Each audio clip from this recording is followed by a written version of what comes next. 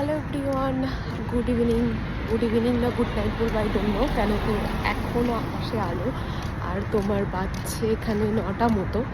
তো আমাদের আজকে যেহেতু এখানে রবিবার, তো হঠাৎই প্ল্যান হলো চলো বাইরে খেয়ে আসি। আর কাছেই যেহেতু সারবানা ভবন আছে, তো ভাবলাম ওখানেই একটু ধোসা খেয়ে আসি। সেই জন্যই আর কি, যেরকম কথা সেরকম কাজ।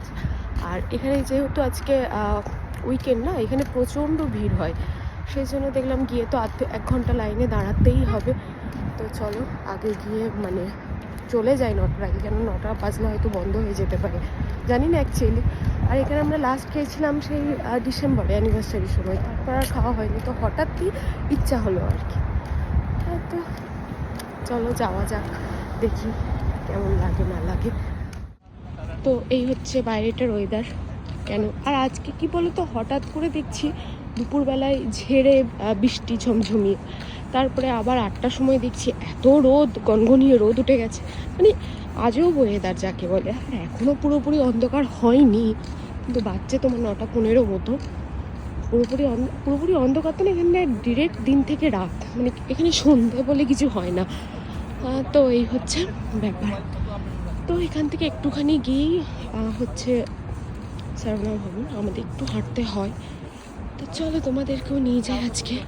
আর ওই যে ওই পিছনটাই সানসেট হচ্ছে। চলো, চলে এসছি আমরা সারবানা ভবন, এখন যাব ভিতরে। আর এই যে হাক্কা চিলি আছে না, এটার খাবার দাবারও ভালো, যদিও ট্রাই করিনি।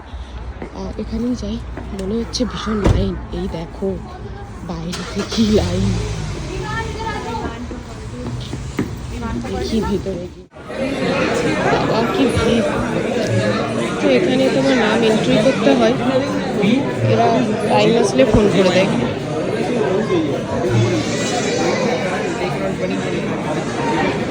আবার রেনোভেশনের আগে এসেছিলাম, তখন একরকম ছিল, এখন অনেকটা বড় করে দিয়েছে, বেশ বড় করে প্রায় 8 ঘন্টা মতো দাঁড়িয়েছিলাম, তারপরেই আমাদের মেসেজ চলে এসেছিলো কি আমাদের টেবিল রেডি হয়ে গেছে।